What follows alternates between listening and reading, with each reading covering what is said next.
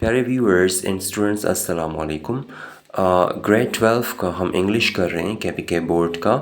اس میں unit number 3 ہے دا سولیٹری rapper, جو کہ ولیم ورڈزورتھ نے لکھی ہے۔ یہ اس کی ایک ماسٹر پیس آپ کہہ سکتے ہو، اس کی ایک زبردست پوئم ہے۔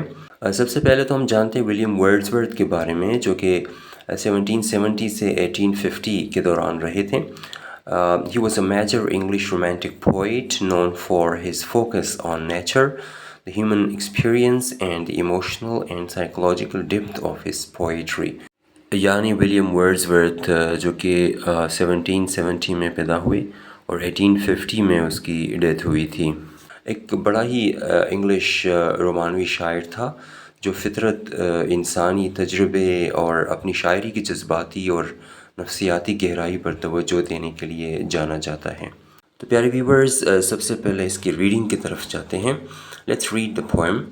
First stanza: Behold her, single in the field, yon solitary highland lass, reaping and singing by herself.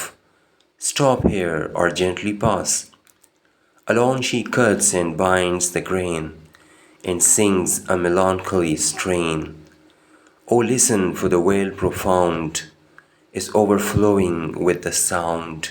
اس کا سیکنڈ سٹینزا ہے: No nightingale did ever chaunt more welcome notes to wearying bands of travelers in some shady haunt among Arabian sands. A voice so thrilling never was heard in springtime from the cuckoo bird, breaking the silence of the seas among the farthest Hebrides. Third stanza اس کا ہے: Well, no one tell me what she sings, perhaps the plaintive numbers flow for old, unhappy, far-off things and battles long ago. Or is it some more humble lay, familiar matter of today, some natural sorrow, loss or pain that has been and may be again? Fourth اس کا last stanza ہے: Whatever the theme the maiden sang, as if her song could have no ending, I saw her singing at her work, and over the sickle bending, I listened motionless and still, and as I mounted up the hill, the music in my heart I bore, long after it was heard no more. اب آتے ہیں اس کی text اور translation کی طرف۔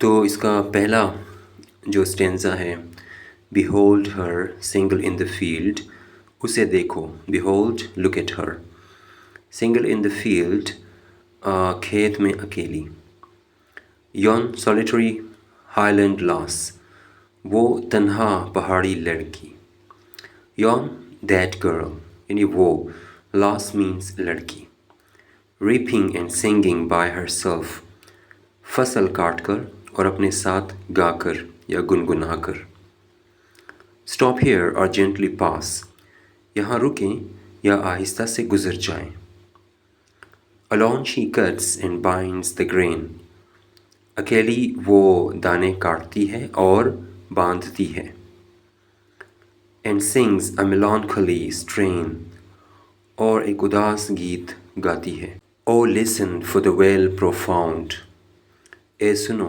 کیونکہ وادی گہری طرح سے، is overflowing with the sound، اس کی آواز سے گونج رہی ہے۔ نیکسٹ سٹینزا کی طرف آتے ہیں۔ No nightingale did ever chaunt، کوئی بھی بلبل کبھی ایسے نہیں گایا ہے، more welcome notes to weary bands، تھکے ہوئے گروہ کے لیے اس سے زیادہ پرجوش گیت، بینڈز گروہ، ویری بینڈز تھکے ہوئے، گروہ تھکے ہوئے لوگ، of travellers in some shady haunt, مسافروں میں سے سایہ دار جگہ پر، شیڈی پلیس، سایہ دار جگہ، امونگ عربین سینڈز، عرب کے ریگستانوں کے درمیان، A voice so thrilling never was heard، اس قسم کی دلکش یا خوبصورت آواز کبھی نہیں سنی گئی تھی، In spring time from the cuckoo bird, موسم بہار میں کوئل کی طرف سے. Breaking the silence of seas, سمندروں کی خاموشی کو توڑتے ہوئے. Among the farthest Hebrides, Scotland کے دور دراز کے جزیروں میں. ہیبریڈیز جو فارتھسٹ آئلینڈز ہیں اسکاٹ لینڈ کے دور دراز کے جو جزیرے ہیں ان کو کلیکٹیولی ہیبریڈیز کہتے ہیں. اس کا جو نیکسٹ اسٹینزا ہے وہ اس طرح ہے. Will no one tell me what she sings? کیا کوئی مجھے نہیں بتائے گا کہ وہ کیا گاتی ہے. Perhaps the plaintive numbers flow, شاید ایک غمگین گیت کا بہاؤ. plaintive numbers دکھ بھرے یا غم بھرے غم سے بھرے گیت کو کہتے ہیں. flow یعنی سانگ جو گیت ہیں. for old unhappy far off things, یہ گیت کن چیزوں کی ہو سکتی ہے؟ پرانے وقت کی ہو سکتی ہے، پرانی ناخوش اور دور کی چیزوں کے لیے. یعنی وہ جو گیت گا رہی ہے شاید اس میں یہ چیزیں ہیں. اینڈ بیٹلز لانگ اگو، اور بہت عرصے پہلے لڑی گئی جنگوں کی یہ گیت ہوگی شاید. اور از اٹ سم مور ہمبل لے، یا پھر کیا یہ عام سی سنجیدہ گیت ہیں. فیملیئر میٹر آف ٹوڈے، آج کا مشہور معاملہ. سم نیچرل سورو لاس اور پین، کوئی قدرتی غم نقصان یا تکلیف. That has been and may be again, جو گزری ہو یا واپس آنے والی ہو. اب اس کا جو لاسٹ اسٹینزا ہے. Whatever the theme the maiden sang, اس لڑکی نے جو بھی گیت گائی ہو، جس بھی تھیم پہ یہ گیت گائی ہو. As if her song could have no ending، گویا کہ اس کے گیت کا کوئی اختتام نہیں ہو سکتا تھا. I saw her singing at her work، میں نے اسے اپنا کام کرتے گنگناتے دیکھا. And over the sickle bending، اور درانتی پر جھکتے ہوئے.